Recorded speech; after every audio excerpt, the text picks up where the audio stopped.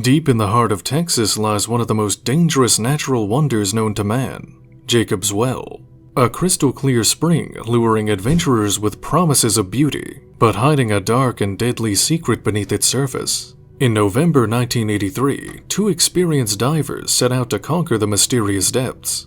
What they didn't know was that this tranquil spring would soon become the scene of a tragic and fateful dive, one from which they would never resurface. This is the story of Richard Patton and Clark McConnell, two friends, two divers, and one deadly mistake that cost them everything.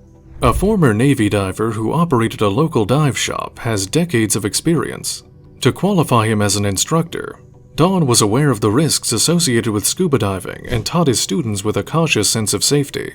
One of his most important directives was to keep clear of Jacob's Well. It was only a 30-minute distance, and has somehow enticed numerous scuba divers to their deaths. It is a breathtaking recreational spot with crystal-clear waters that reveal a deep hole in an apparently shallow river. Many swimmers free-dive into the hole, attempting to touch the bottom at 25 feet deep, before rapidly returning to the surface. This blue hole appears to be relatively simple on the surface. However, that's not the case beneath. The bottom at 25 feet is misleading because the corners of the walls slip away on a gravel slope, leading to a completely new underwater chamber. Explorations began once cave divers figured this out, and 3 distinct chambers were discovered beneath the main well. The first 2 chambers were largely open columns of water. The third chamber had a tight squeeze within. Most people found it daunting, but once through the other side, a diver enters a nearly 10-foot tall space, with trapped air and a tight peak at the top. A little opening, not large enough to squeeze through, was seen near the floor at the far end of the third chamber. What lay beyond that hole was too alluring to ignore. Many divers attempted to squeeze through the hole by removing gravel and boulders to make it large enough to pass. Don was requested to help collect the bodies of 2 men from Jacob's Well, only 4 years prior in 1979. Kent Maupin and Mark Brashear entered the 4th chamber and did not make it out. There was a gravel cave-in. Divers had to squeeze their bodies through the narrow connecting tube, which was only 2 feet in diameter. After the soldiers had passed through the tunnel, a gravel avalanche filled the tight tube. They undoubtedly spent their final moments attempting to clear the rocks and gravel, but they eventually ran out of time. The body retrieval crew was unable to clear the gravel landslide that buried Kent and Mark's bodies. Mark's body was swept away by the current in 1981. Kent's body remained in the 4th chamber for another 20 years. Don was sick of more people trying to reach the mysterious 4th chamber. In January 1980, he removed cement and rebar to hide the minor hole.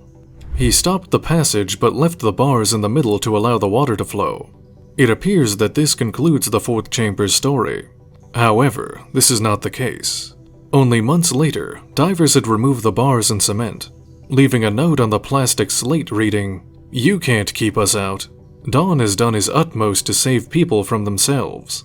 Now he was just trying to encourage divers to stay away entirely." Unfortunately, Don's warnings may have aroused interest in 2 of his present students, Richard and Clark.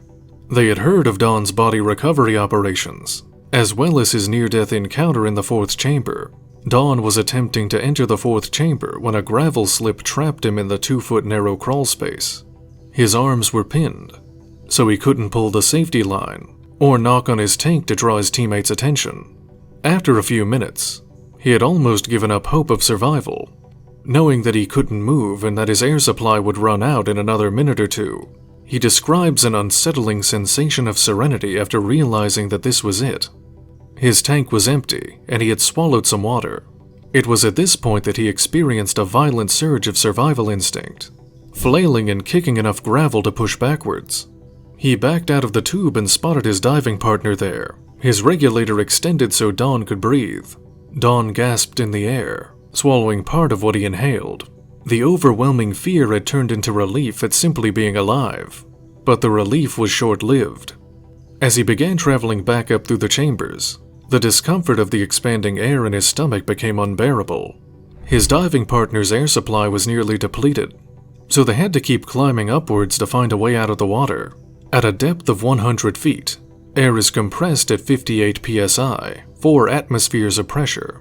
As he ascended, the air in his body swelled 4 times its volume at the bottom. By the time Don reached the surface, he seemed to be 9 months pregnant. He screamed in agony as his gut ruptured. Don recounted this harrowing experience to warn students that even seasoned divers can be surprised by deadly conditions in underwater tunnels.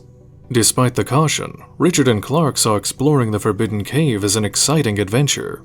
However, cave diving presents unique challenges and risks beyond regular diving, making their expertise less effective in this perilous situation. Richard and Clark entered Jacob's Well on the Wednesday night before Thanksgiving, passing through the main well in the first chamber without incident. However, as they approached the third chamber, danger loomed. The tight juncture ahead increased risks, making it clear that the fast ascent to safety was impossible. Unlike open water divers who can follow their bubbles to the surface, cave divers must navigate carefully to avoid disorientation. Nervous yet excited, they reached the small opening in the fourth chamber. Richard removed his tank and squeezed through the narrow tunnel first, while Clark waited to follow. Moments later, when Richard's face appeared, he looked desperate and distressed.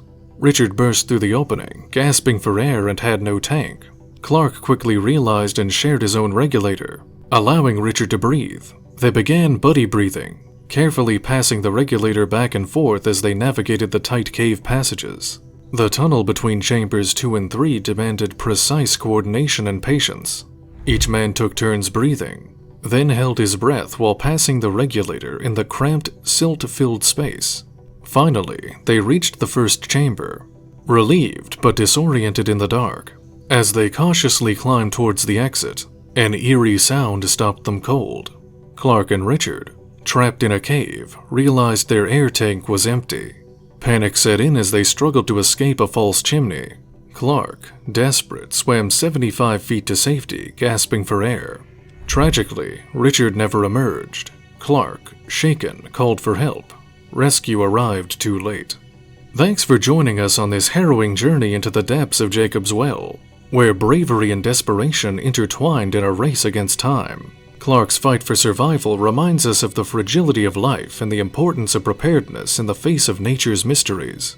If you found this story compelling, don't forget to like, subscribe, and hit that notification bell for more gripping tales from the underwater world.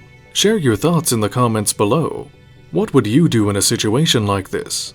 Until next time, stay safe, explore wisely, and always respect the depths.